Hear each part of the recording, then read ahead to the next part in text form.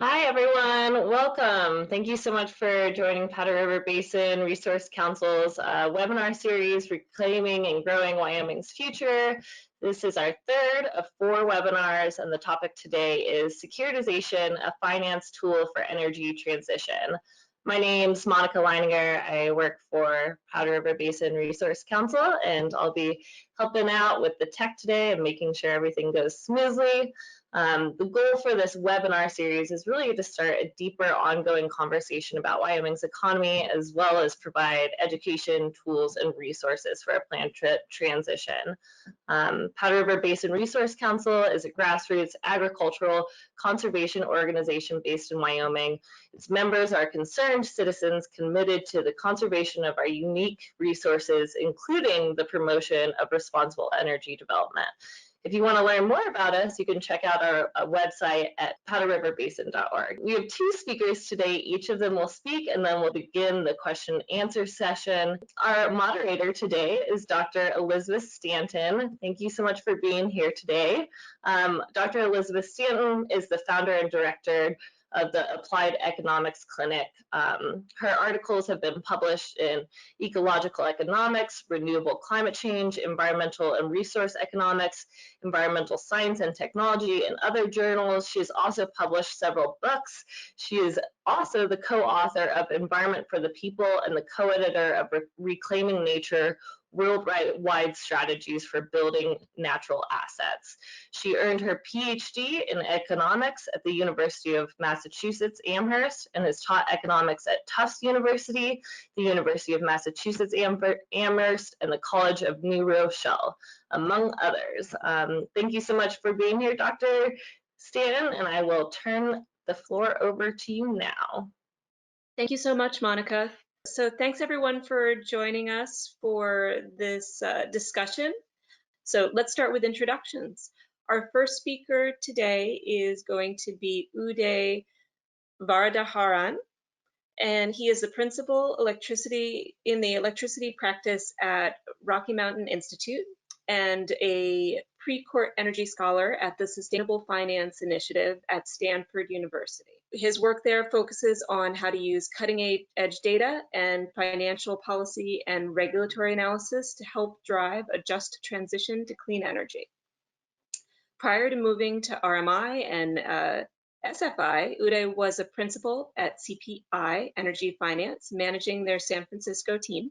At CPI, he led the development of innovative financial, regulatory, and policy data analytics and tools that are helping consumers, utilities, and communities in states across the U.S. It helps these communities to realize benefits from a just and equitable transition to clean energy. Prior to joining CPI, Uday was a program examiner at the U.S. White House Office of Management and Budget, where he oversaw a $2 billion budget for the U.S. Department of Energy, Energy Efficiency, and Renewable Energy Programs. And thank you for joining us. Our second speaker will be Max Buckland. He's a senior research associate at the Kem C. Gardner Policy Institute, where he specializes in regional economics and economic development. Max began his career at the Economic Development Corporation of Utah, where he founded the Community Strategy Department, which provides economic data, strategic planning tools, and marketing products to more than 70 Utah cities and counties. He also developed Utah Community Builders, a foundation focused on social issues with a connection to the business community at the Salt Lake Chamber. His work experience includes research into economic development, corporate recruitment and expansion, transportation, intergenerational poverty, mental health, family leave, childcare, and immigration. So thanks to you too, Max. I'm gonna pass it over now to Uday to start us off, and I think you have some slides to pull up. So I'll hand it over to you. Thank you so much, Liz, for the introduction and for the chance to speak about this topic. I'm going to talk a little bit about a tool called ratepayer-backed bond securitization that may be of interest in Wyoming. This is based on work that I've been doing here at Rocky Mountain Institute for the last couple of years, and in a number of other, and in my previous job as well, focused on a number of other states. Wyoming is one of the states I've been looking at over time. And the tool is a financial tool that we believe can be available to make transitions like the one that we're seeing, the economic transition that we're seeing in the coal space, in regulated utilities and their service territories, more fair and just for many of the stakeholders involved. And what I'm hoping to do is to talk a little bit about the context, provide you a general introduction to the tool and how it works, and end with a little bit of a discussion about what it might mean and what the opportunities may be in Wyoming for the tool. And the approach that we're talking about here was developed in collaboration with a number of other folks, starting with some work we did in Colorado about 5 or 6 years ago now. And what I'm hoping to do is to basically provide some idea, though not in a great deal of detail, of how exactly it might work in Wyoming. And I'll let Max talk a lot more about exactly what the context is in Wyoming, but hopefully this broader context will be helpful. So let me start with, and I hope you all can see my screen, but I'm going to talk about the general context, which I think you all are very familiar with, but I want to make sure that we start with a basic set of information on what we understand about the current economic status of coal. And coal, of course, has been the dominant source of electric power for most of our history, has been the engine that drove the post-war development that we've seen, incredible economic expansion. But we have seen a substantial decline over the last decade to 2 decades in the 2000s. And in 2020, that decline is seeming to accelerate, with the possibility that it might provide less than half as much as it did during its peak of the electricity across the country. And one reason why is the explosion in US natural gas supply across the country and the cost reductions that we've seen in natural gas, which continue to make gas a competitive fuel.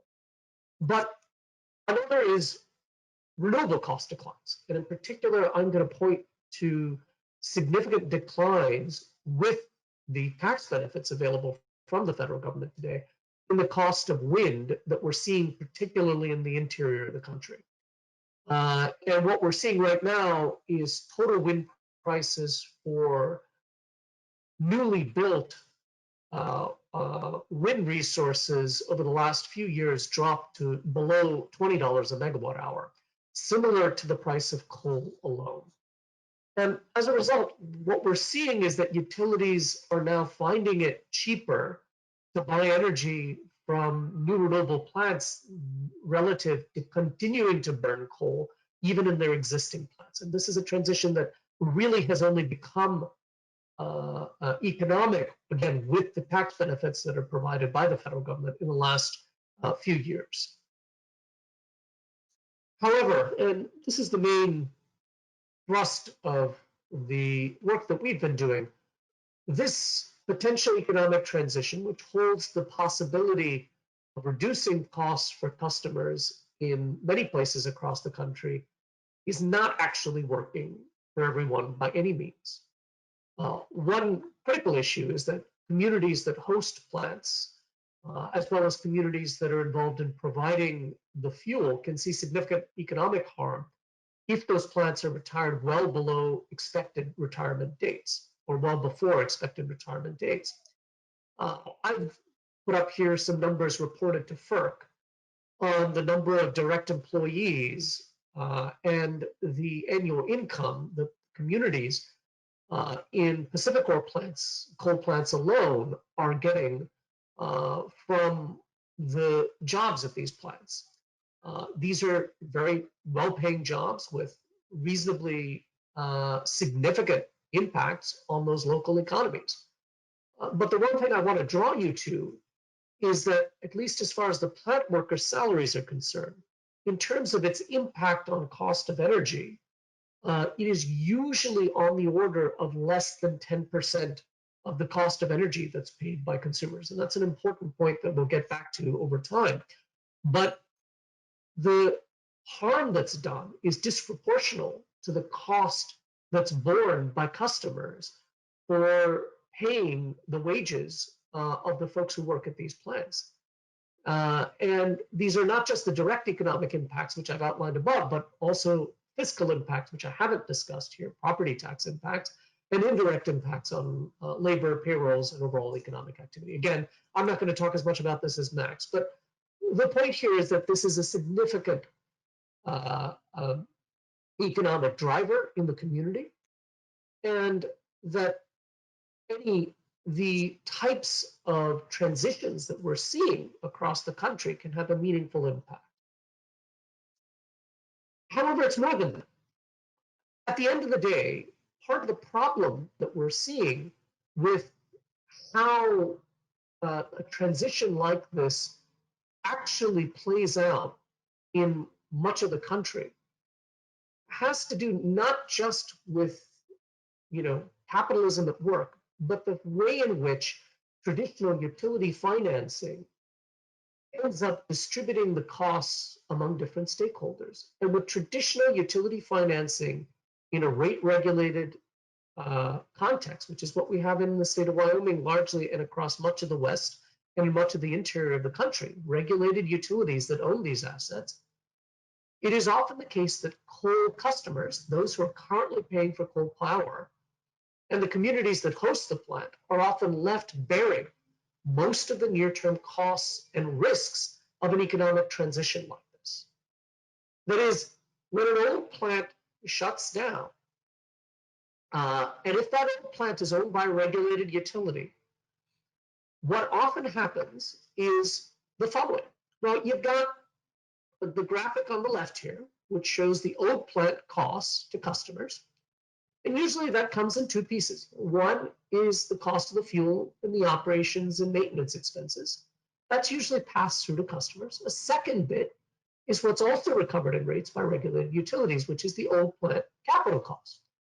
If a plant like this is retired early for economic reasons, for example, then what happens? Well, for customers, you would think that fuel and O&M costs go away with closure. So even the customers who've been benefiting from cheap coal would benefit from, let's say, a new wind facility that can generate power at $16 a megawatt hour with federal tax subsidies. However, that's not actually always necessarily the case. And part of the story here is with a regulated utility, customers are still on the hook to repay the utility's old capital costs, often more rapidly, an accelerated amortization of those costs. So they often have to pay back the utility for a plant more quickly and with an 8 to 10% rate of return on top of it. And so even though a replacement of a resource in the long run may make a lot of sense for customers, in the near term, customers actually don't necessarily do better with this replacement.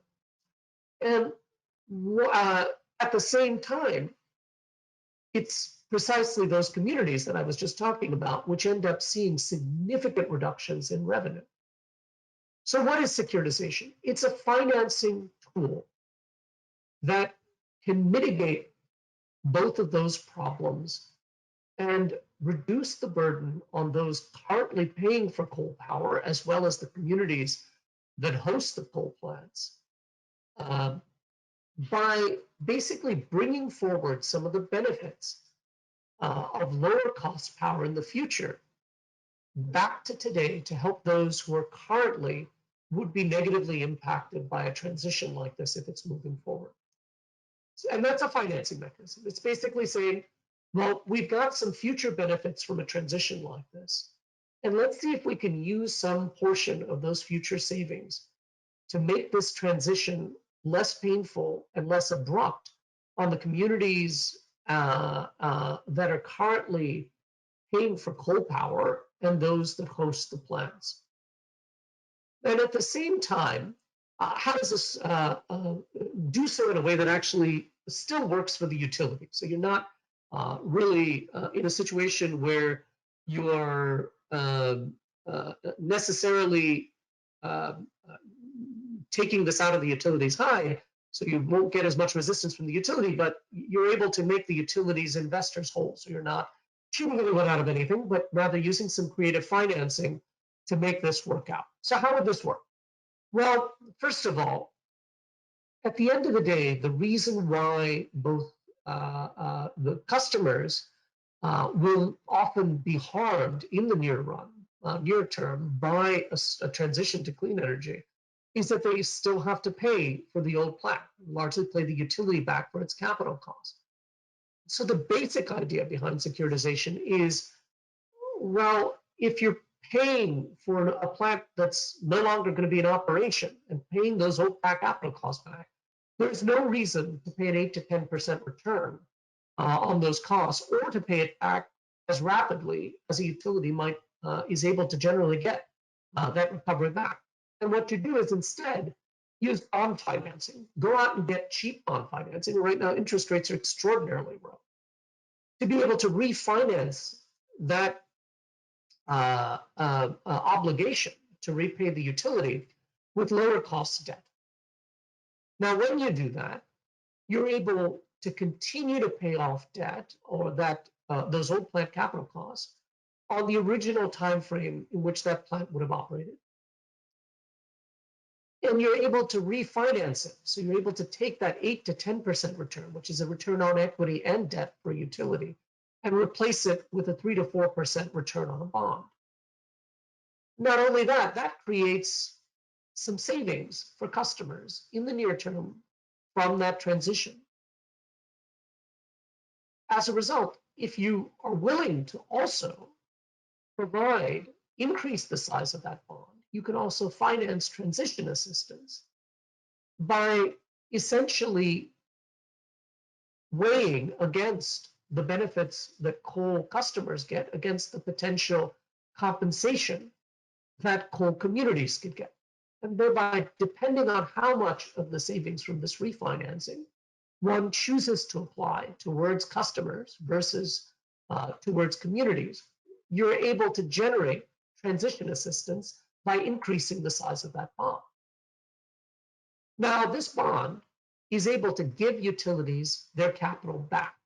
So the utilities are also made whole. Now, of course, utilities don't actually want their capital back, and they'd like to reinvest that money often into the new replacement plants. But as we'll talk about in a bit, very often, and in the case of Wyoming, the Wyoming happens to have some of the best wind resources in the world. And this is one of those cases where that reinvestment could result in a virtuous cycle, in the sense that reinvestment, particularly in wind assets that take advantage of existing transmission and interconnection resources associated with existing coal facilities, could be a very attractive option for further investing in some of the communities and some of the regions that would have negatively been impacted by any coal closure. And so the utility reinvestment can be another driver both for mitigating the harm to communities, as well as an option for utility to productively use its capital to help facilitate a transition in a just fashion.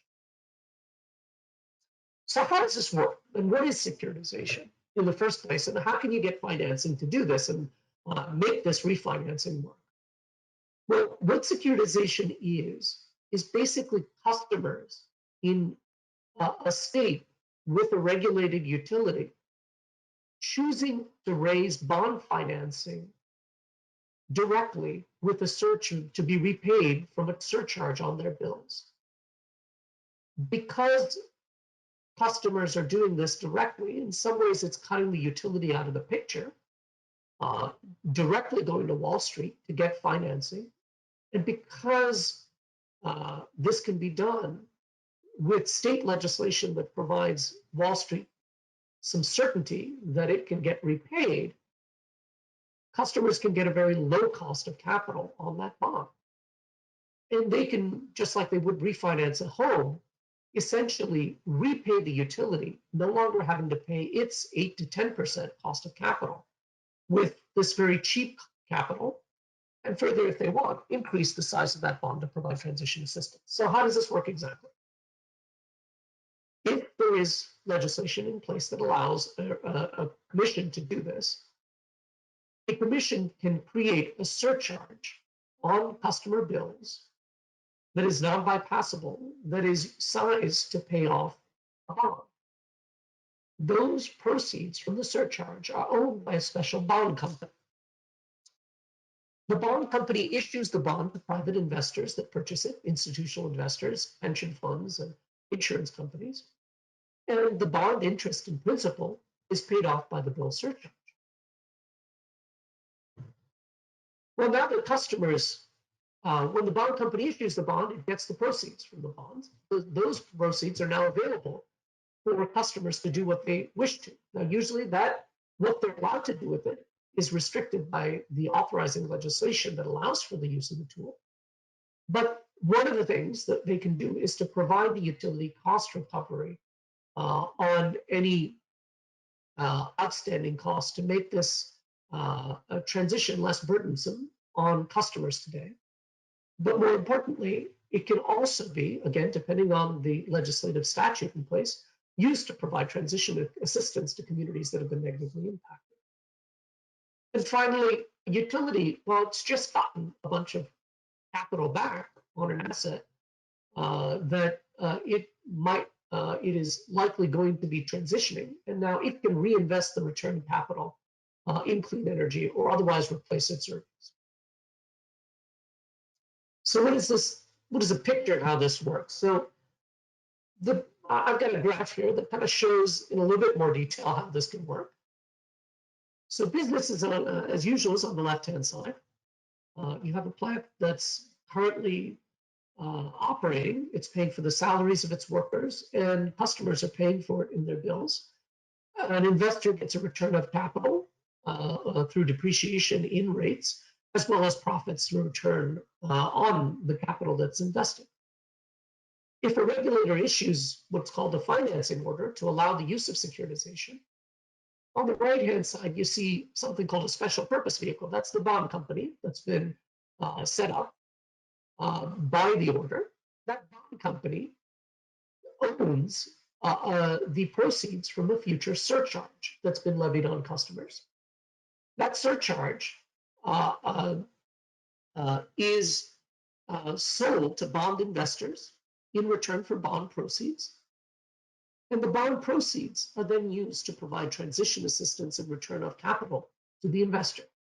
Now, the investor, in this case, in the regulated utility, is able to reinvest that capital in clean energy that, because of tax incentives and reduced technology costs, can actually lower the rates for local customers as well. And the goal of this, what you see here, is that at the end of the day, we have a situation where this financing instrument can allow both customers and to some extent the communities to gain some benefit, meaningful benefit from this transition. How would this play out in Wyoming? And I'll just talk very briefly about what this might look like in the state. And the main point I just want to make is this is a graphic from Berkeley Lab, and I believe it's based on NREL data, where the darker the blue, the better the wind resource, and some of the darkest blue on this map is in the eastern, southeastern, and southern portions of Wyoming. But you see a bunch of gray dots here, which is wind development. A lot of other states with similar resources have fair bit wind developed. Wyoming, we don't have anywhere near as much. And I've also circled Wyoming here, not because, just to note that if you compare to the previous map, the location of a lot of existing coal, which are the big circles here, is not far from many of the best wind resources. Not very close, but reasonably close. And then finally, I'm going to show you one last map, which is the states where cities or the state itself has taken on 100% clean energy policies. And what I'm really showing by this is if you look all around the state of Wyoming, what we see are states and cities where there's substantial demand for the power, including a lot of Pacific Wars service territory, where there are significant fractions of that service territory which have committed to 100% clean energy policies. That is, there's rapidly rising demand anticipated over the next decade for electricity from clean resources. And the other point I'd make is, if you look at each and every one of those states that's shaded in blue in the West, with the exception perhaps of a portion of Montana and Colorado, and the very, very eastern portion of New Mexico, none of those states have wind resources anywhere near as good as Wyoming does. Wyoming is the closest of those wind resources to all those states that are anywhere near as high quality. So what would this mean? And so I'm going to show you a little bit. So how could securitization, what could securitization do in the context of the coal plants in Wyoming? How much transition assistance are we talking about? And what kind of savings might be possible? So we've done a little bit of modeling around this. And this is a quick analysis that we did looking at Pacificor in particular, its ownership of coal plants and gas plants. We've plotted here on the right-hand side, the diamonds are the current remaining life of some of these assets. And the dark bars that you see are to the red to the left would be the amount of transition assistance that could be generated if securitization was used. And just 15% of the financing cost savings from the use of that was provided for coal communities. You could do quite a bit more. Just 15% of it could raise about 150 million for coal communities across Pacific Core service territories. And in terms of how cost competitive it is to use those two mechanisms to mitigate customer costs, particularly for communities that are currently taking advantage of coal power, cheaper wind with the federal incentives currently in place through 2023 and 2024 could save customers, we believe, on the order of about 650 million annually across Pacific Coast service territories in year one through reduced financing and energy costs. So there can be meaningful cost savings to drive the economies of many regions that currently benefit from coal power, to give them even cheaper power moving forward, and also provide, because of Wyoming's fantastic resources, opportunities for the deployment of wind that might be relevant to customers across the rest of the West, and provide savings more broadly as well. Finally, I just want to talk about where securitization has been used and what this tool is. First of all, it's not a new tool. It's been used for decades to buy utilities around the country. It was mainly used in the 90s to restructure electricity markets to allow them to make the transition from regulated monopolies to competitive markets. And it has been used recently for the purposes of dealing with early coal plant shutdown or early plant shutdown in general. And more generally, securitization has also started to be used to not just as a tool to deal with plant shutdowns, but to address, in regulated monopolies, address unforeseen costs to mitigate their harm. For instance, it's been used in Louisiana and Texas to deal with unforeseen costs associated with the with storm damage from hurricanes. However, as I mentioned earlier, it has to be enabled by legislation, and that's one of the reasons why it's challenging to use in states that haven't yet authorized it. Wyoming hasn't yet authorized it. Utilities must be incentivized to use it, and it's got to get approval from regulators. And so you need to have demand from stakeholders. You need to have a bill introduced in state legislature. In the state legislature, a bill must pass. Then it's enabled.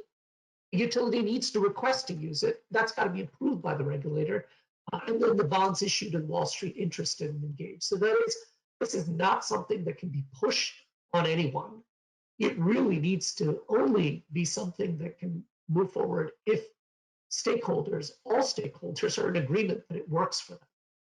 But it can be a long process, and it's important to start this early. What we've seen is that it often takes a couple of years to get this, get everyone on board, get everyone comfortable that it can work for them, and to move it forward. So it's important to start thinking about whether this can work early. We have, however, seen significant momentum in recent years for securitization. And in particular, we've seen that the states to the north and south of Wyoming over the last, in 2019, have passed bills to enable the use of securitization to address particularly the issue of coal plant closure. Montana, Colorado, and New Mexico have all recently passed bills to allow that. And I would note Colorado and New Mexico in particular included transition assistance, with New Mexico having gone the furthest with this, having used it to generate about $40 million in transition assistance from the financing mechanism to deal with one coal plant closure in particular. There are many other states with legislation in consideration to do this, including Nebraska, Missouri, or sorry, not Nebraska, apologies, Kansas, Missouri, and also recently in the Carolinas. Further, I should mention Wisconsin has also been considering utilizing the tool.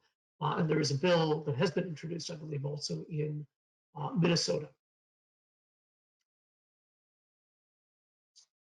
I'm going to leave you here with a list of different states with legislation in place to use the tool to address coal retirement, and ones that have been introduced to do so.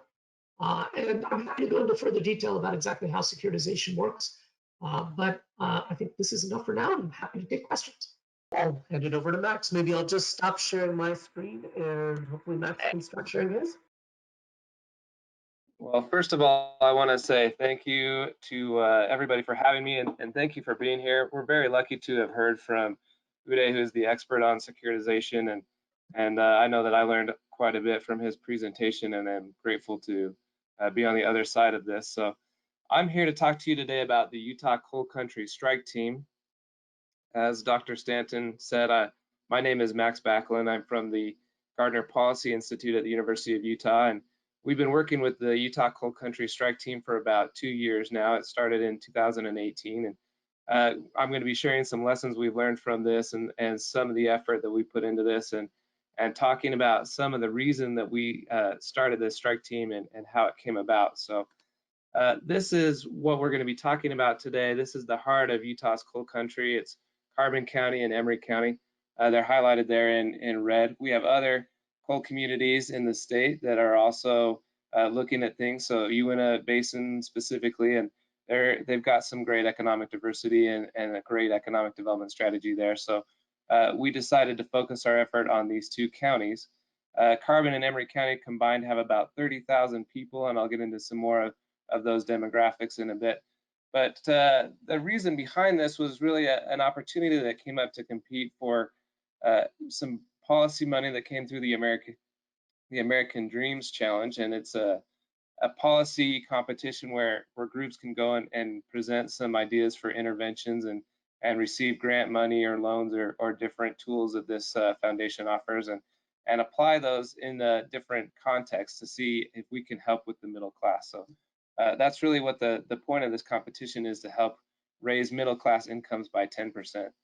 So this coal country strike team really came out of that idea and that competition. But first, I want to back up and talk a little bit about economic development in Utah.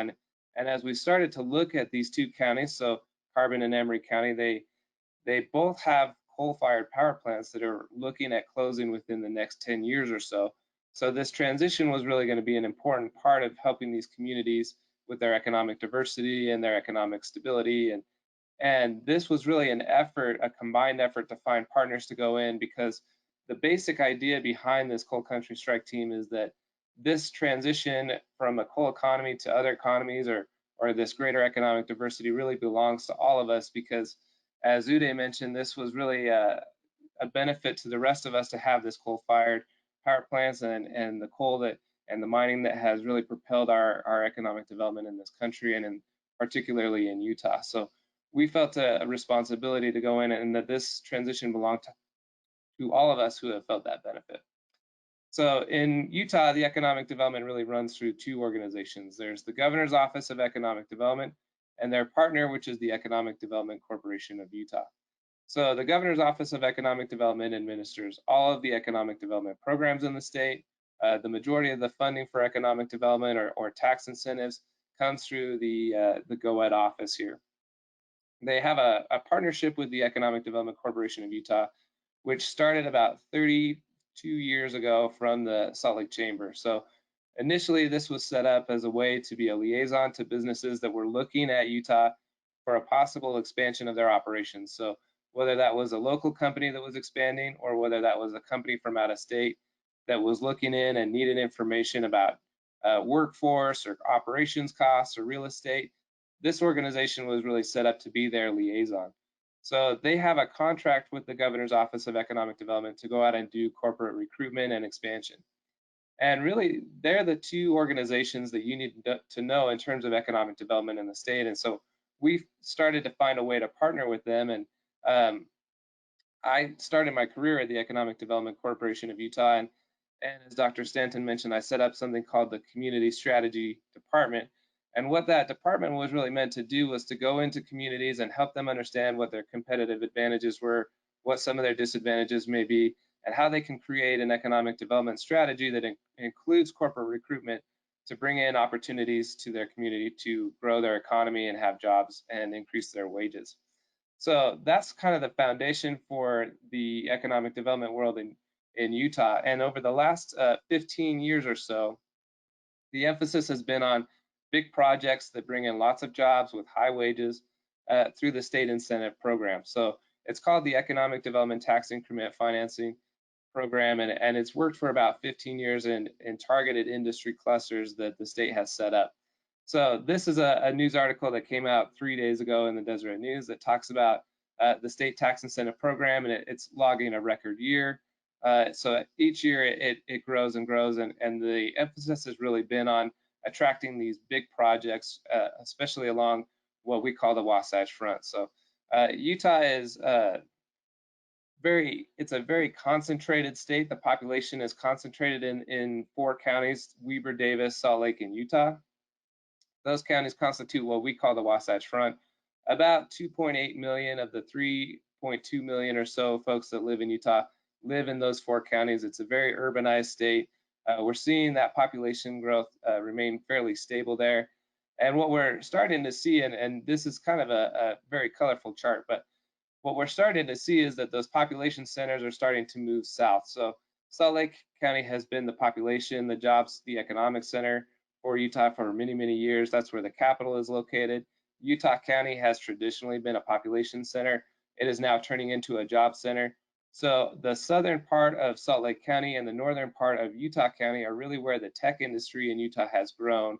And so what we're starting to see is those population centers are moving south. So Utah County is rapidly growing. We're starting to see that growth spill over into the county just below that in Juab County. And then we're really starting to see population growth and have seen that for a number of years in Washington County, which is where St. George is located, and Iron County, which is where Cedar City is located. And so what we're seeing is a shift in economic development as this population growth occurs. So as these population centers move south, we're starting to see different economic opportunities arise in those areas.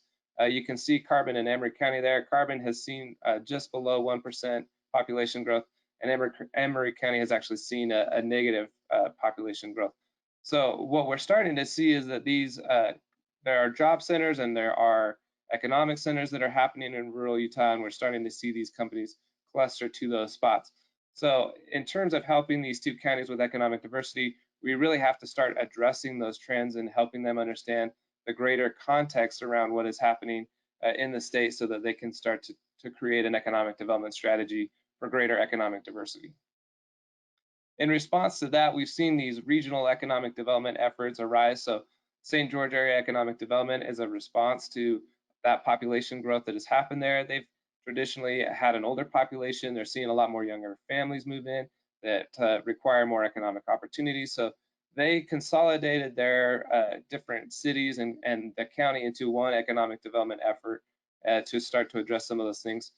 Northern Utah, as those population centers have moved south, Northern Utah has organized themselves into different groups. So the composites and aerospace of Northern Utah is really an industry focus group around aerospace. So that's the industry of choice in Northern Utah. That's really their specialty. So they have some counties and they have some cities that have funded a separate nonprofit that they pay membership dues to, that then goes out to work on economic development efforts there. Similarly, the Northern Utah Economic Alliance is right now it's an alliance between Weber and Davis, so those two northern most populated counties, as a response to some of the economic growth and population growth that has happened in Utah County and the southern end of Salt Lake County. And that's the same type of effort. So they've set up a nonprofit. They're partnered with the Economic Development Corporation of Utah, and they're working to attract industries that are going to be the best fit for them as they seek to create more economic diversity. So in response to that, the Policy Institute started to see all of these things starting to happen, and we saw these regional efforts coming together and these regional focuses, and we also noticed this this transition from a heavily based mining and utilities economy that could be happening here for some of these counties, and the greater economic diversity that they needed. And really, if they're not organizing themselves as a region or a group, they're going to start falling behind some of these other groups that are doing that. So the Gardner Policy Institute really has three areas of focus. One is economics, the second is demographics, and the third is public policy. And as we started to look at some of these ways that we could bring funding to this transition effort, we started to look at things like the American Dreams Challenge or other groups of how we could bring in some matching money to help with this effort and help organize what needed to happen. So there's a few lessons that we've learned along the way and in the 2 years that we've run this, and I'll get into those now. So this is the American Dreams Idea Challenge. It really comes from the Schmidt Futures Foundation. So Eric Schmidt was the CEO of Google. He started this effort to start to address some of the declining middle class and helping to raise some of the wages for that middle class.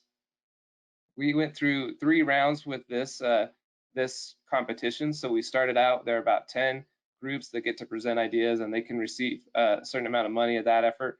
And then there's that gets narrowed down to 5, and then that gets narrowed down to 3 in these different tiers of competition. So we eventually made it to the final round. We were in the top 3, and we presented this as an opportunity to really own that transition for all of us based on the benefit that we've all received and help these communities start to put a plan together on how to create greater economic diversity. So here I mentioned some of the demographics. You can see the population there. Carbon County is it's a job center for the region, so it brings in a lot of commuters that live in other areas that come in and they work in either the mining or utilities industry. As we mentioned, some of those coal-fired power plants are looking at a 10-year lifetime, so we wanted to get in early and start to do an early intervention and help create some of this economic diversity.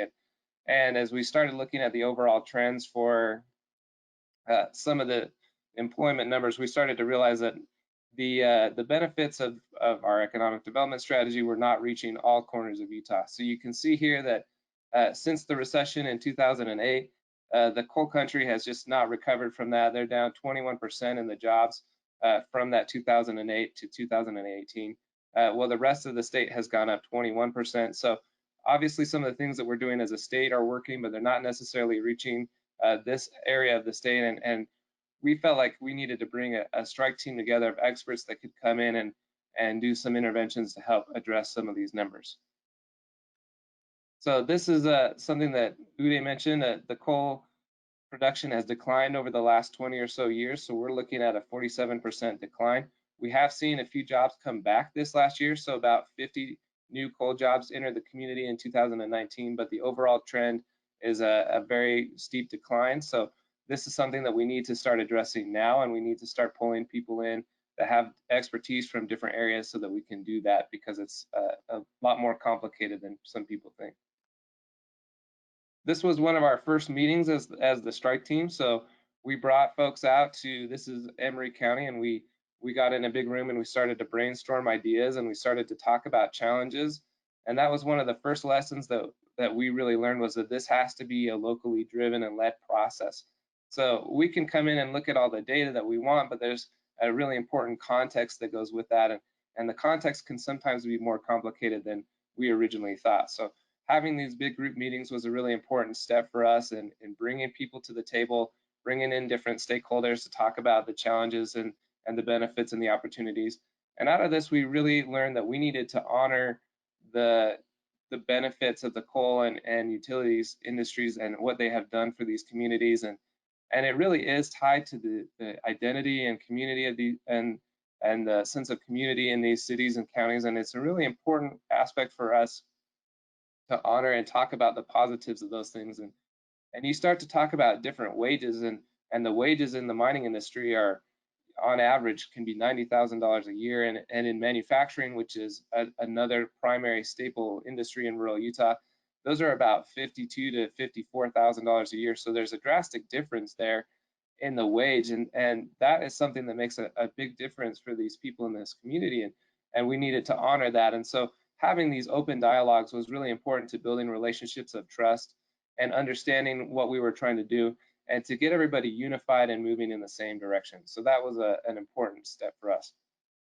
With that big group, we started to build a process. So we wanted to get this roadmap out and understand what we were all trying to accomplish. So the first step was to form the strike team, and we pulled in this multidisciplinary team of experts from around the state, people that were local, people that had worked on a state level, and people that had an expertise in different areas of either economics or geography or some of the political aspects. And we pulled this team together, and we wanted to run through this process all together. So we did a challenge review. We looked at different strengths of the area.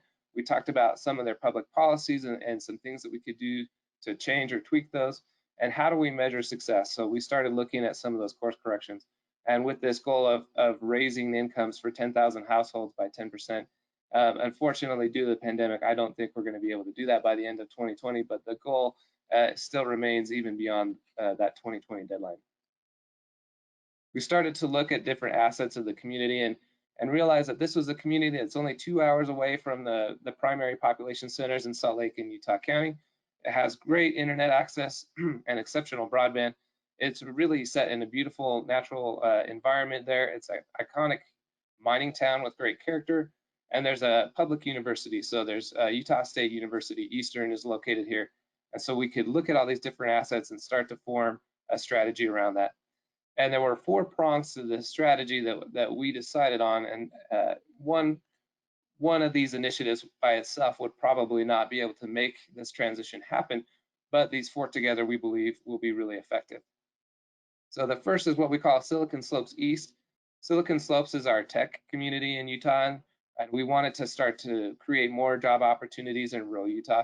So we partnered with the Salt Lake Chamber, and the Salt Lake Chamber has an initiative called the Chamber Rural Workforce Network. So I actually set this up at Salt Lake County, or at the Salt Lake Chamber, excuse me.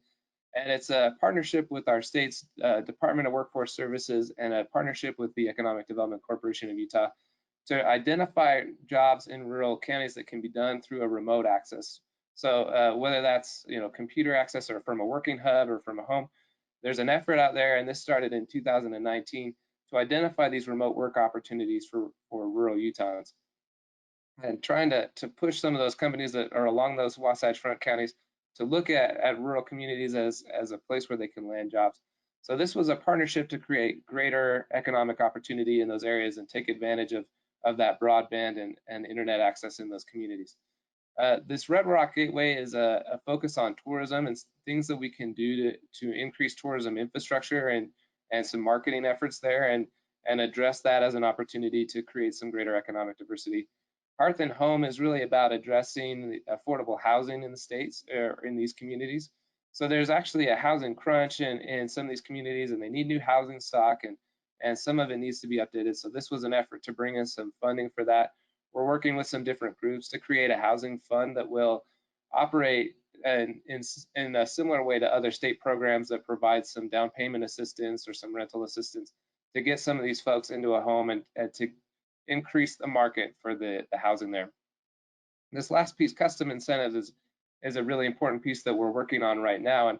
And that's the idea that we need to understand what these competitive advantages are for this community. And we don't want to necessarily set up an incentive program that matches dollar for dollar incentives at other communities, but understanding what those built-in incentives are to come and operate in a community like this, and how we can tailor an incentive program to attract new employers to the area that will be really effective.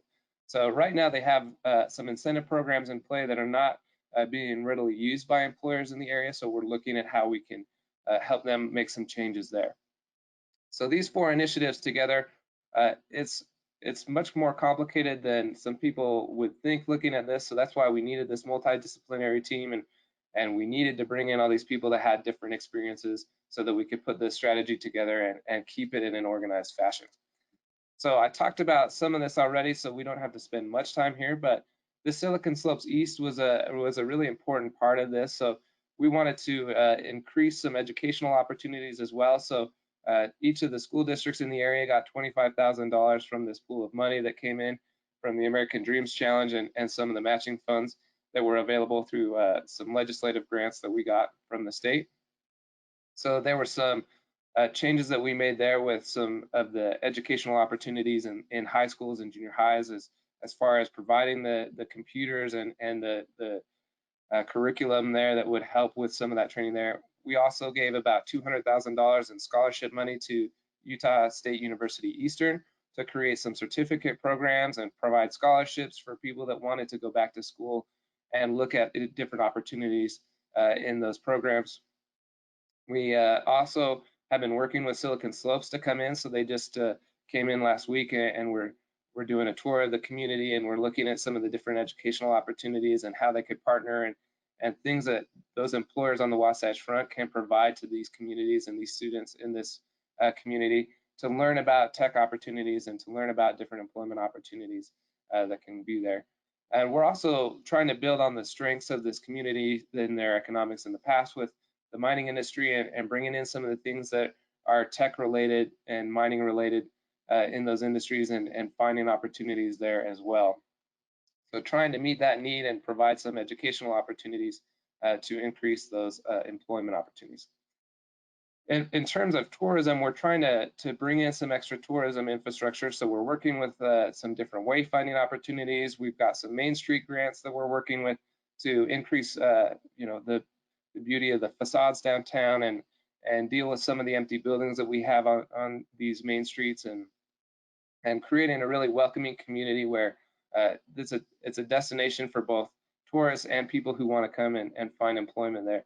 So working on these different things has been it's been a long process, but it's been a really important process, and we've got opportunities there for partnerships that we're discovering as we start to advertise this, and people who are really invested in the community, who grew up there, they want to come back and invest in the community, and if they have a resource to do that, then we have a way for them to partner with us on that.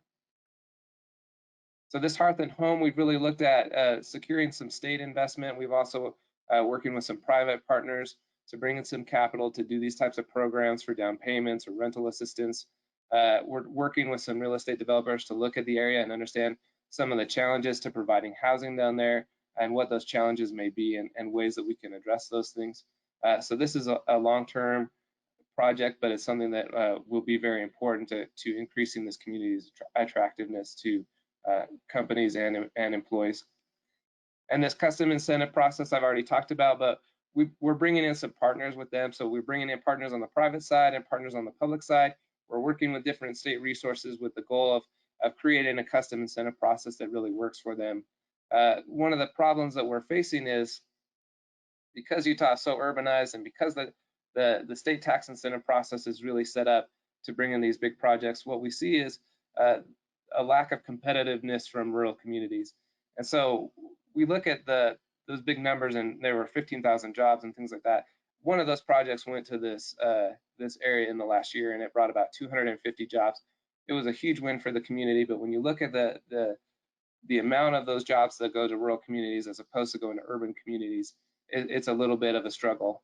And if you look at the urbanization rate in Utah, and you see that 80% of the people live on those Wasatch Front counties, it can be really difficult for a community of 20,000 people to compete against that 2.8 million population center. And one of the questions that we always get is, I have a beautiful building in this rural community. Why doesn't an employer come in and take this building?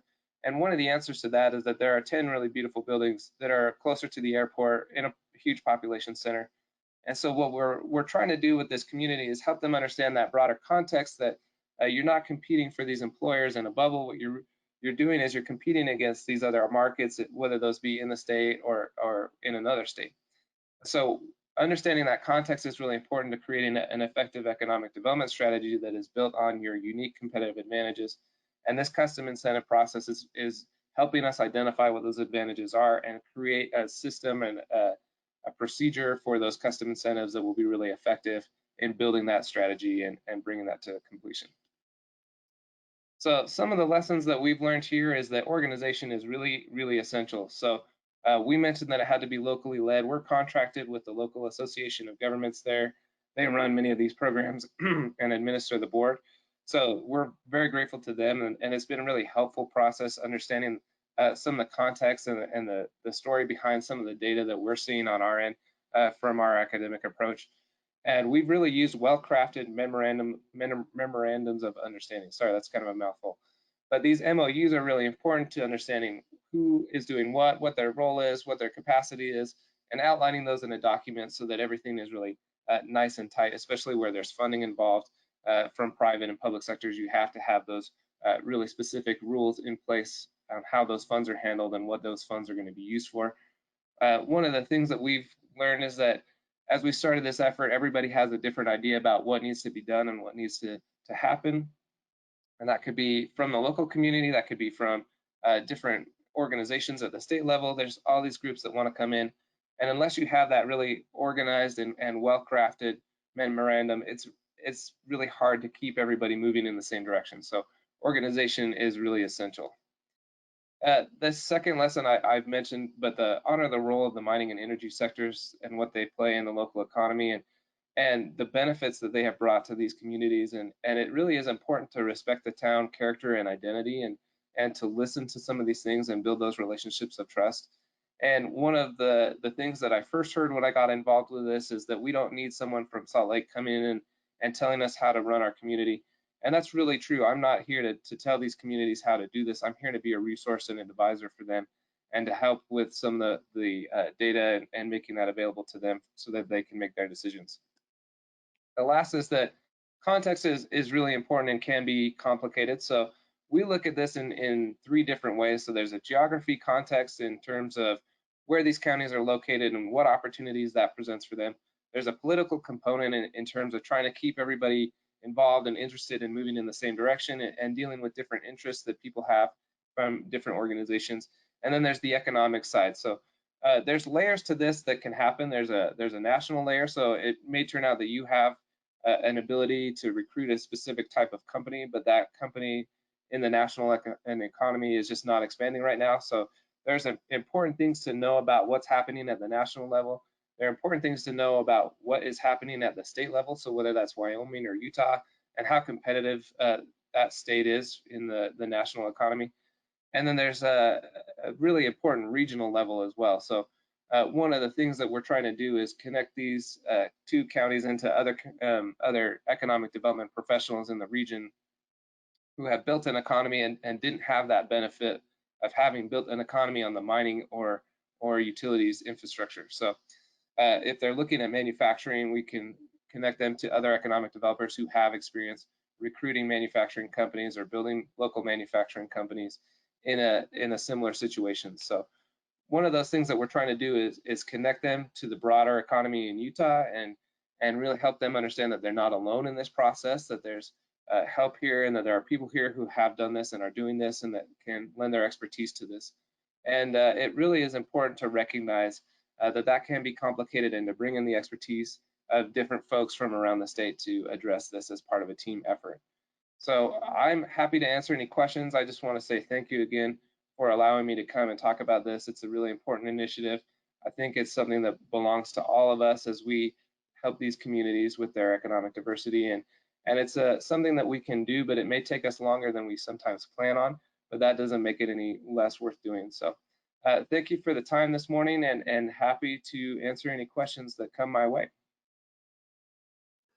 We did get a bunch of questions from folks that are on the line.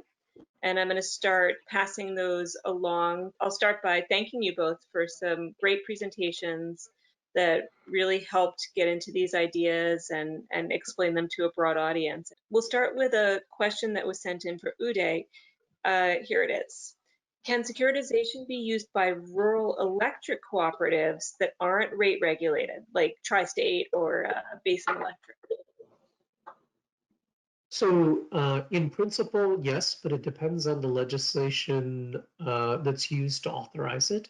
In Colorado, there was the legislation that authorized securitization for investor-owned utilities also provided an option for co-ops to use the tool. However, it likely would require that a co-op, at least for the portion of its rates that would pay off the securitized bond, submit to some level of rate regulation by a commission. So there would be a trade-off for a rural co-op utilizing securitization in that it would have to submit itself to some level of rate regulation to use the tool in the way that it's done elsewhere. There are examples, for example, of municipal utilities, for example, in New York State that have done precisely this. They have retained control over most of their rates, but for the purposes of using securitization, they have given over that surcharge and control of that surcharge to pay off the bond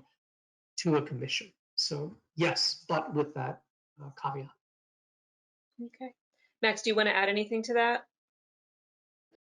No, I wouldn't dare speak about securitization with Uday here. He's the expert. Okay. So I have another question for Uday, and it's about New Mexico's Energy Transition Act and the securitization components of that. What are your thoughts? Can you maybe start by telling the audience a little bit about that so everybody understands the answer? Sure. So the Energy Transition Act provided a blueprint for how securitization could be used to create a deal where a particular plant, in this case San Juan Generating Station's retirement, could be dealt with by a combination of these three elements that I talked a little bit about. The use of securitization as a financing tool to provide capital recovery for the utility, to mitigate the burden of continuing to pay for unrecovered costs in rates, while at the same time financing transition assistance and allowing the utility to reinvest the capital, the money that it got back from the capital that it recovered, which was in that case about 300 million. The transition assistance was about 40 million, to reinvest that money and more into clean energy. And in the case of the Energy Transition Act, a lot of this particular deal was built into the legislation that passed. And so the amount of securitization was capped, the amount of transition assistance was specified, and constraints on where the replacement generation was going to be sited were all built into the legislative deal that was made. In principle, I think this is great in that it provides certainty for that particular community and that particular situation. In practice, for a state like Wyoming, where there are a lot more plants, it might be preferable, as we saw in Colorado and Montana, for the commission to have more flexibility to use the tool when it makes sense, and for those trade-offs to be so that the tool can be used flexibly in whatever way makes the most sense.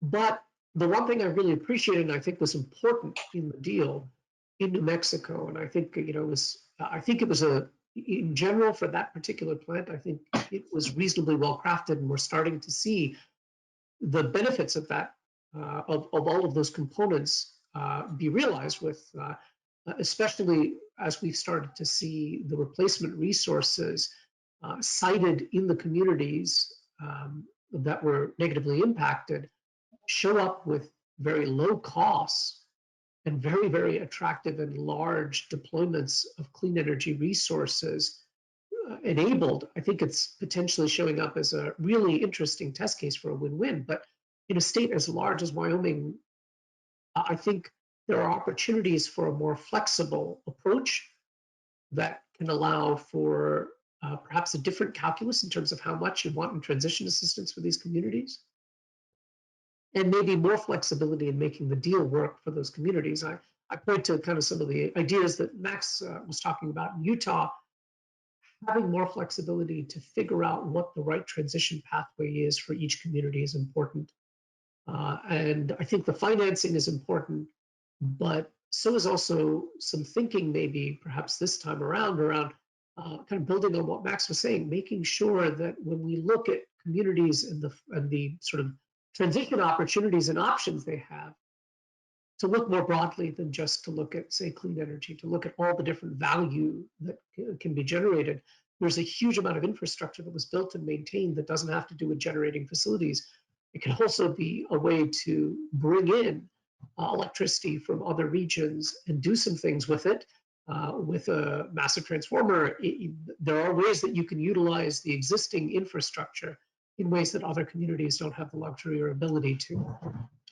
But do some things that basically haven't been done because for decades the assets have been used for just one purpose and one purpose only, and now with the transition there's an opportunity to do some other things. So these are things that might be improved upon, I think, relative to what we saw in New Mexico. Thanks. So the next question is for Max about the Silicon Slopes East program. It's about how it supports hiring by companies in cities for employees in rural areas. Are there state incentives for this? How does it work? So there's a couple of ways that there's a package that basically gets put together. So there's an idea that there's a working hub grant that the state can provide, which would provide some working space. So there's really different incentive packages that are put together that are really meant to address those costs. So on the operations cost side, there's this grant that's available from the state you can get working hub materials, or you can get computers, or you can actually get real estate or anything with that grant.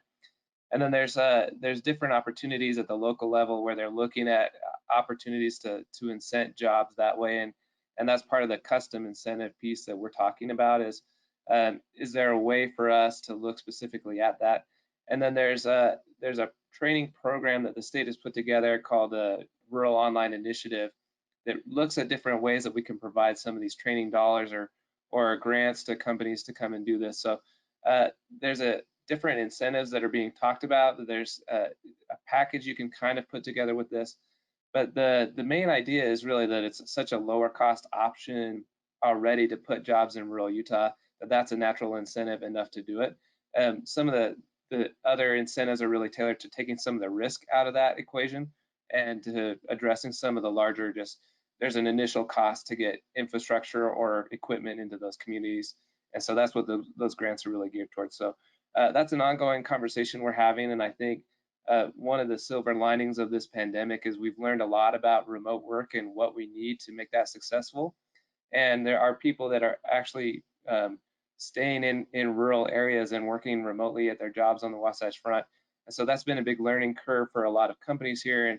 And now that they're kind of over that initial fear of how are we going to manage this, is it going to work, then that cost starts coming into play, and those incentives are kind of moving in that direction. So it's an interesting time for us, and that's a really interesting concept. And I think it's going to start really developing here in the next year, and incentives will be a greater piece of that.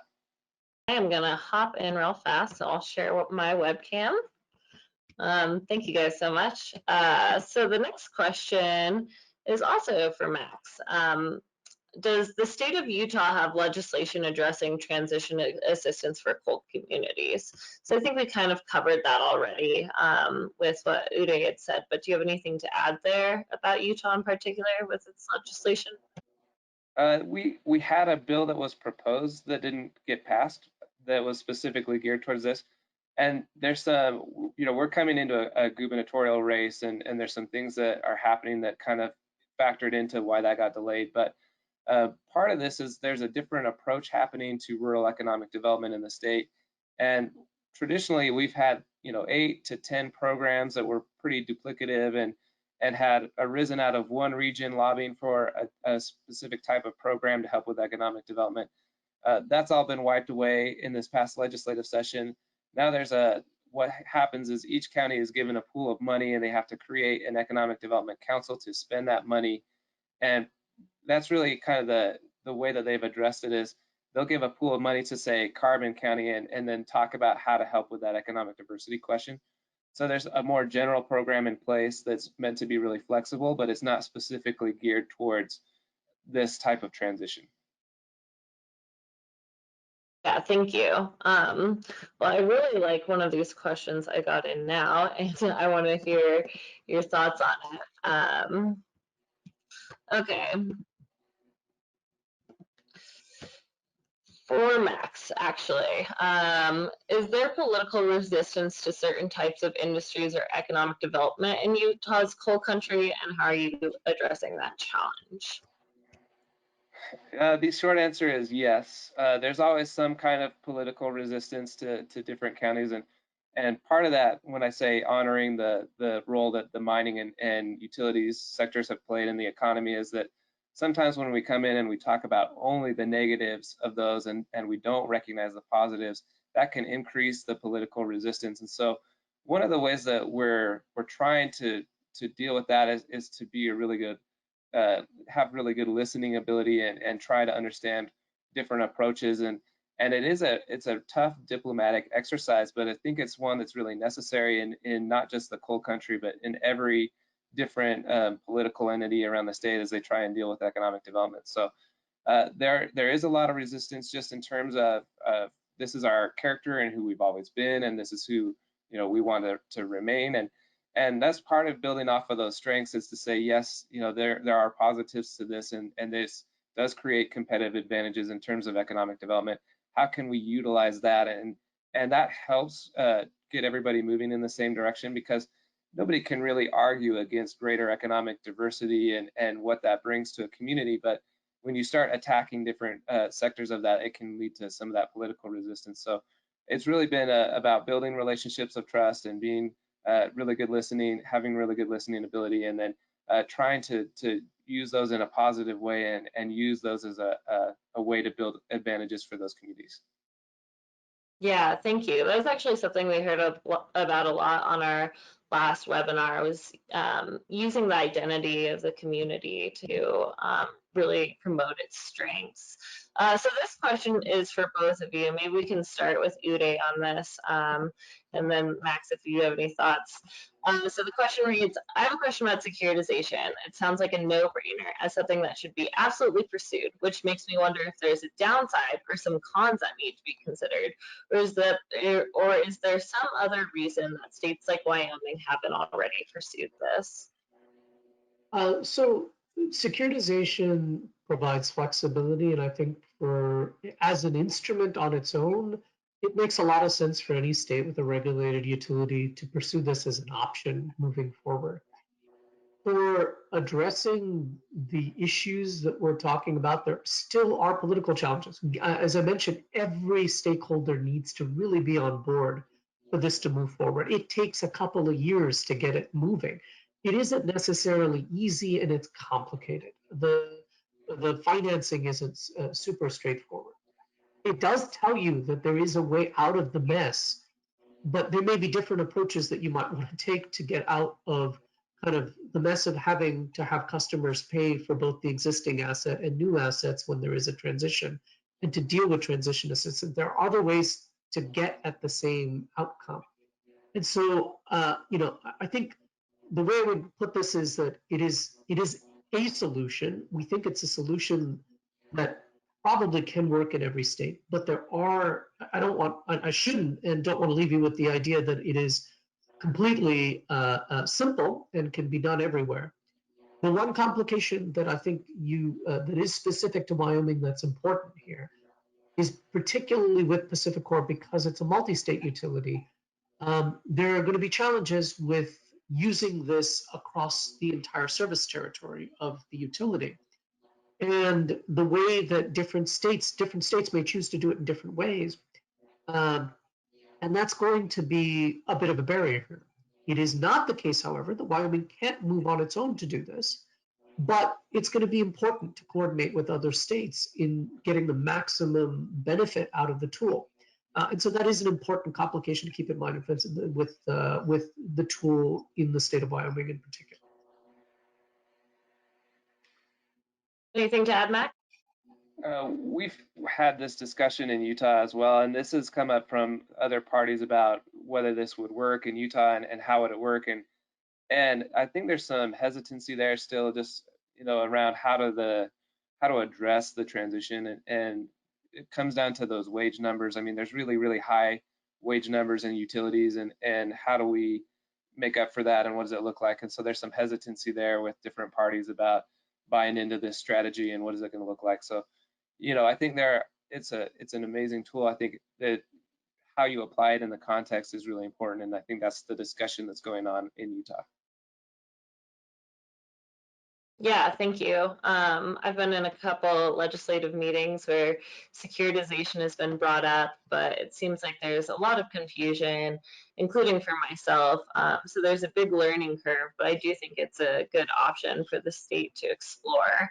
Kind of along those lines for both of you, how might Wyoming benefit from regional economic coalitions, especially in the energy sector? What changes would Wyoming have to make in order to exceed? Sorry, to succeed. I'll let Max start with this one, and I can. I'm happy to jump in. I'm a big fan of regional economic coalitions. I think it's a really effective way, and especially where Utah has been so urbanized, and Wyoming has population centers as well. I think it's a really effective tool for smaller communities or counties that don't have as much population to bring their resources together and start to look at some of these more complicated situations with the national and the state, and understanding where they fit in with those groups. And the most successful economic developers in Utah are parts of regional coalitions and regional efforts. And I think, that's something that you just get people in a room and they can bring different levels of expertise together and have those discussions. And it makes it a more effective effort than if one person is trying to do this out of a county building, or, and usually in a regional or in a rural community, if you're the economic development director, you're also, you have 5 other jobs that are part of that, and you're trying to split your time between all these different groups, and you might be over tourism and economic development, and it gets complicated. So these regional coalitions are really helpful in terms of building economies and helping transitions and building economic diversity, because there's just more resource and there's more brain power, and there's more competitive advantages to be had.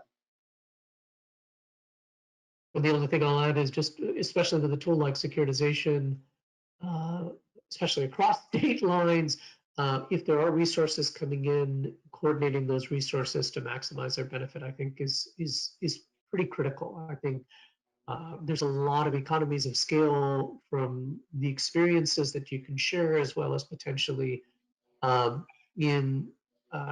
think deployment of best practices across these networks is going to be important to retain and maintain political sustainability of many of these efforts as well.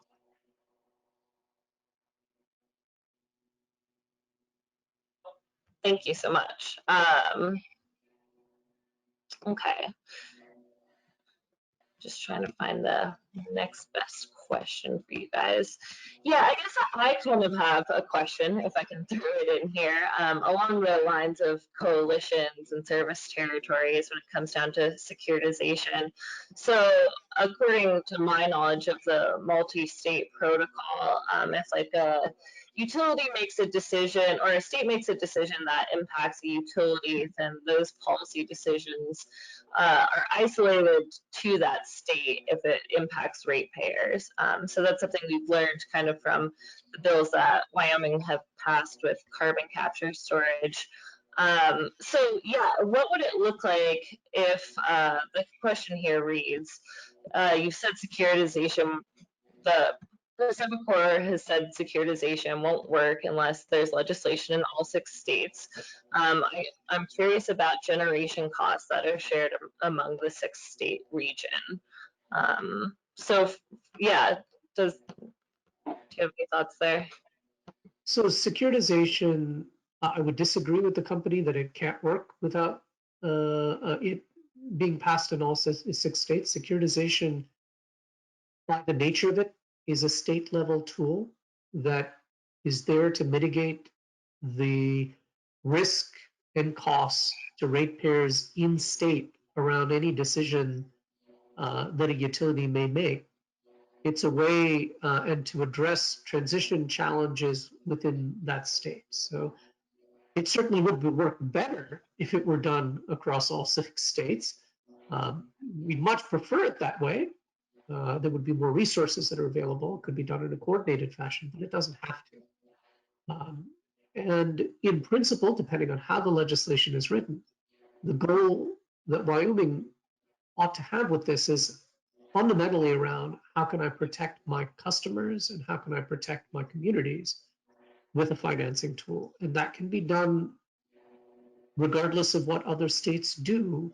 Though, again, the multi-state process can have an impact here. I don't want to minimize that, but it certainly can be done by any individual state. And coordination would just, I think, make it work a little bit better by ensuring that decisions that are made are reflected in multi-state allocation of costs in ways that don't penalize particular states for making particular actions and allow them to retain the benefits of a decision that they make to mitigate the harm on their customers and their communities. Anything to add there, Max? I think he said it perfectly. Okay. Yeah, so we've had a couple questions coming in about this service territory. So the next question that is along these lines is Wyoming's customer base big enough to provide meaningful amounts of extra money for this transition if we, I think, were to just go about securitization on our own? So I think if you were to do it on your own, it would depend on how much of the savings from the tool you'd want to allocate to transition assistance. I've looked at 15% across all of the service territory, and I come up with a number of about 150 million in transition assistance for all of its coal plants. A good chunk of that would be Wyoming coal. If you choose to focus just on the Wyoming coal, depending again on and there is, again, a relationship with the multi-state process here that's important. Depending on how the legislation is written, you can choose to allocate or finance more or less, depending on how much and how important this is and how important it is to use the rate-making process to do this. So I'd say there's flexibility in doing it. The 15% number may not be what you want. You might want more of the savings from securitization allocated to community assistance. You might want to finance, and particularly with interest rates as low as they are right now, that may be a very good idea in general for the state to take advantage of that low interest rate environment and to find a better balance between customers and the impacted communities through securitization. The other thing I think that's important to note when it comes to Wyoming is that the other benefit here is the indirect benefit of deployment of resources. If you look at the map for where the best wind resources are in Pacific Coast Service Territory, there's only one state that has any meaningful, positive, and significant wind resource that could be deployed right now, and that's absolutely Wyoming. It's this state that would provide the replacement resources. As we think about a transition, I think it's going to be really important, and I think it's got to be a part of the puzzle here to think about how deploying wind resources in Wyoming can be part of the solution, part of the economic package.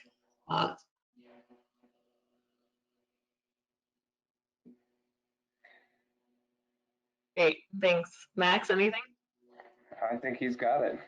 Okay, well, we do have a couple questions coming in for you. And thank you for your answer there, Uday. I will just say that there is one more question that came in and asked, yeah, where does renewable energy industry fit into the conversation? And yeah, I feel like you answered that, but anything more you want to add on that front? Only to say just that, with a little bit more, I believe with the guidance the PTC extended, there's a little bit of a longer window in principle to bring home the federal tax benefits to Wyoming. And another way to look at what securitization allows you to do is, especially when it comes to community transition assistance, it's a financing mechanism that allows communities to take advantage of federal tax benefits that would otherwise go to customers and bring them back home to their communities. That's another way of looking at what the transition assistance piece does.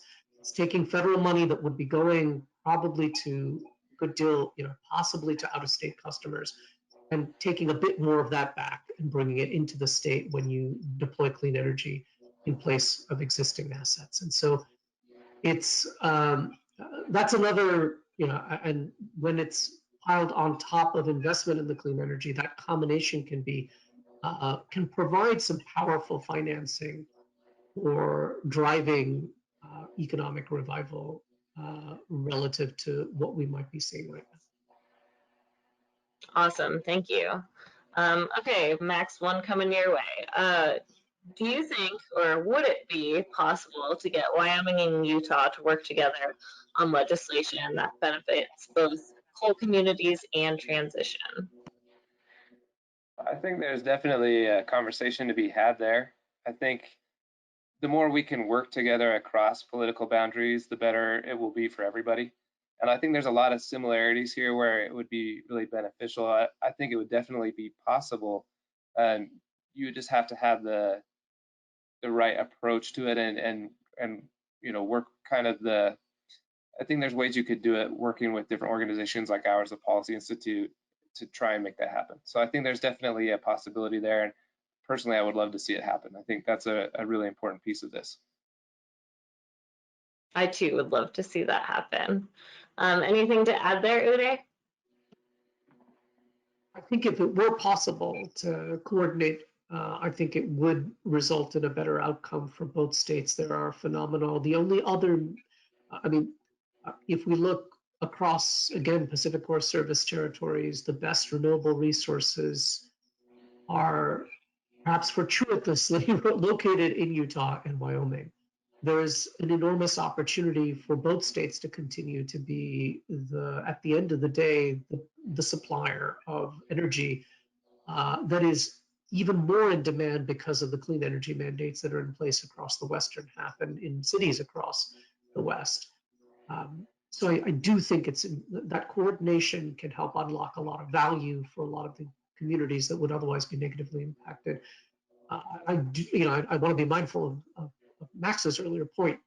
A lot of these jobs are not the same quality jobs. There are some, but that doesn't mean that there aren't really interesting ways to rethink both the way in which the renewable industry and other opportunities opened up by this infrastructure can be redeployed.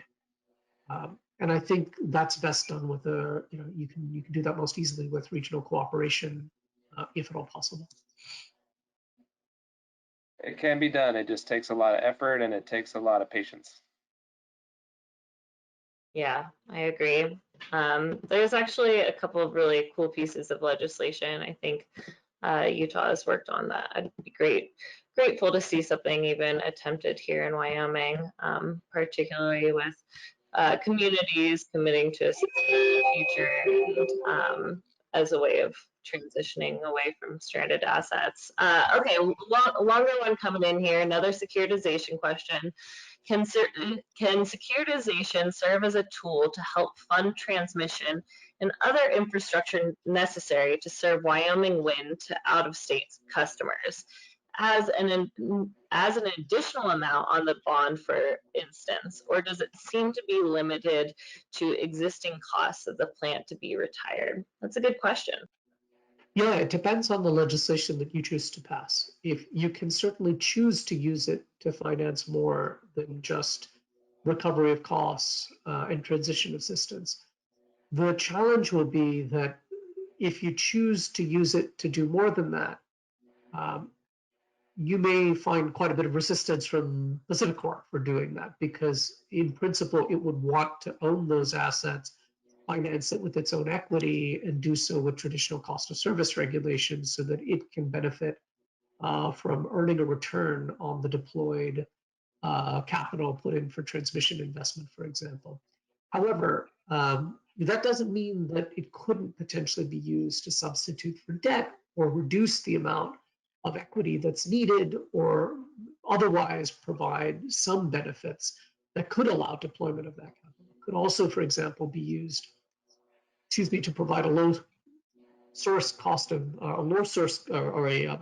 source of capital for folks who might want to invest in distributed resources, for example, or for other ways in which communities can participate in that investment decision. So there may be some creative ways to use securitization and increasing that bond size to provide capital that could allow, for example, community participation and investment in assets alongside with the company or in distributed assets.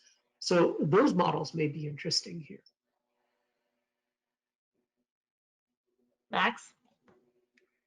Nothing to add. I think that's a great answer. Great. I actually have one back on Silicon Slopes for you. Appreciate the expertise. Are you proposing that coal plant workers get jobs in Silicon Slopes? How do you see this plan working to lift a state or country out of poverty? So, and it's not necessarily limited. So, the idea there that all coal miners would go and become tech developers or software developers, not what I'm suggesting. I'm trying to suggest a way for looking towards the future.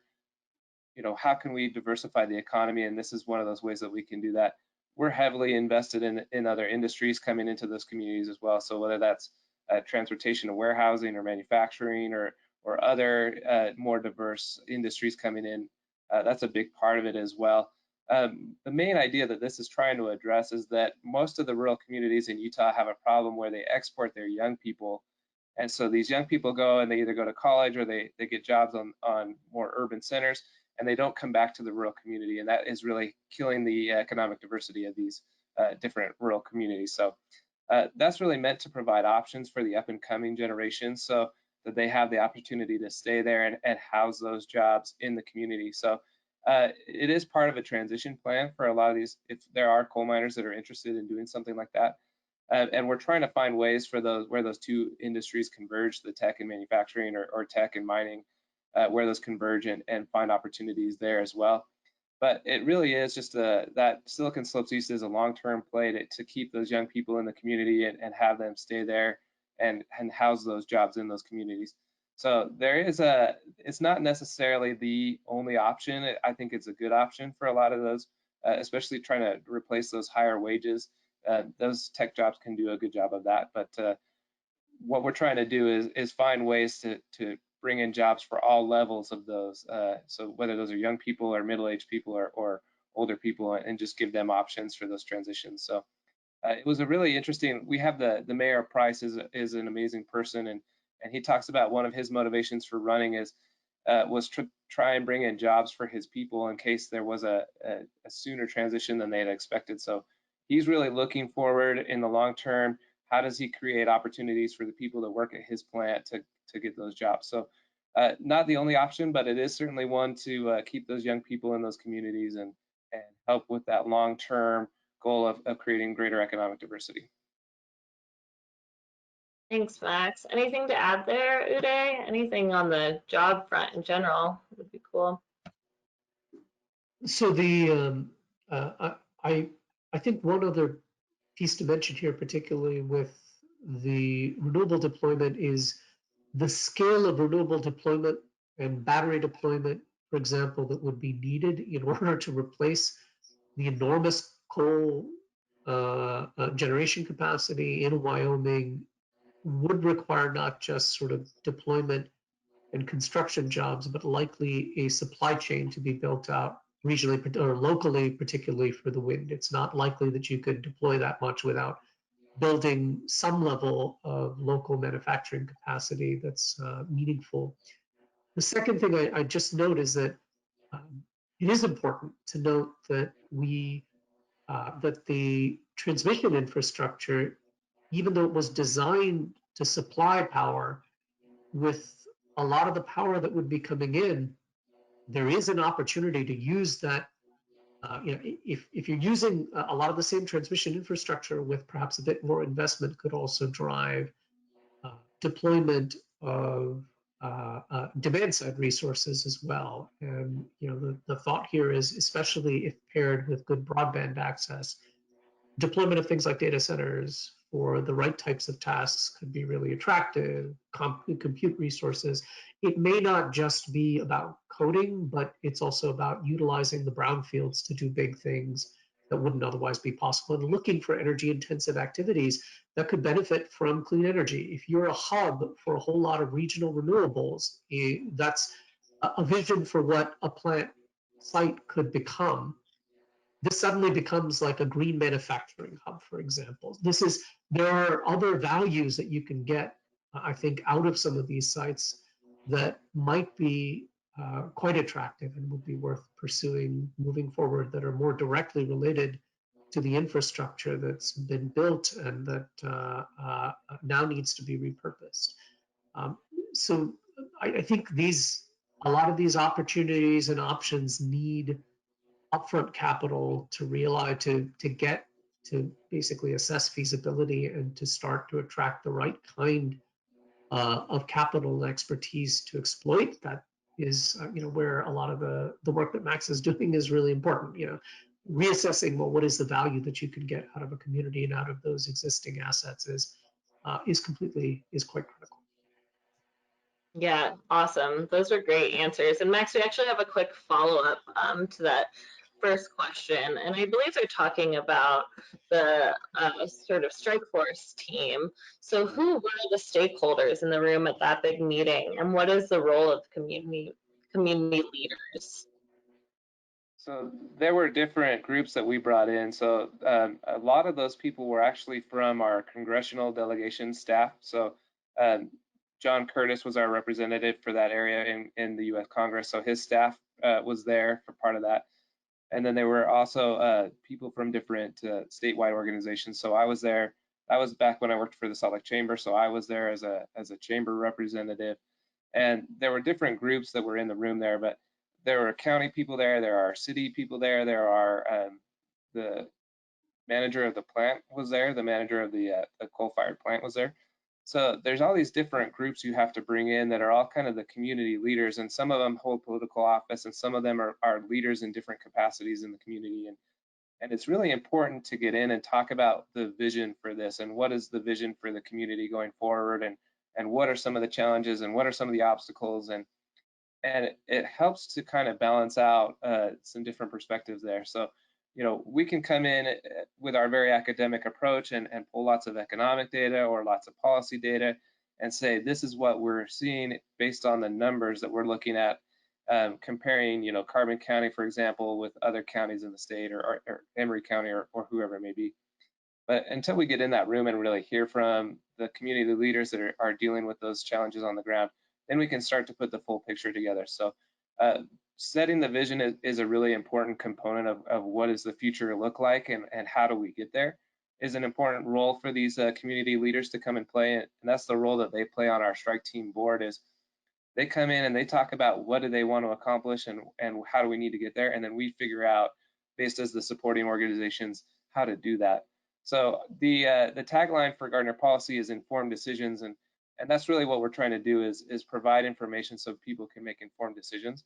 But at the end of the day, we realize, it's their decision to make, and we're here to support them as best we can.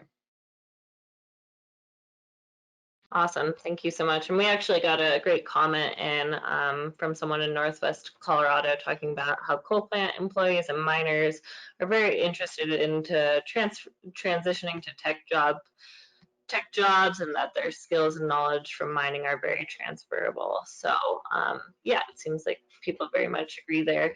So we've got one more question, and then I think we're going to start to wrap it up here.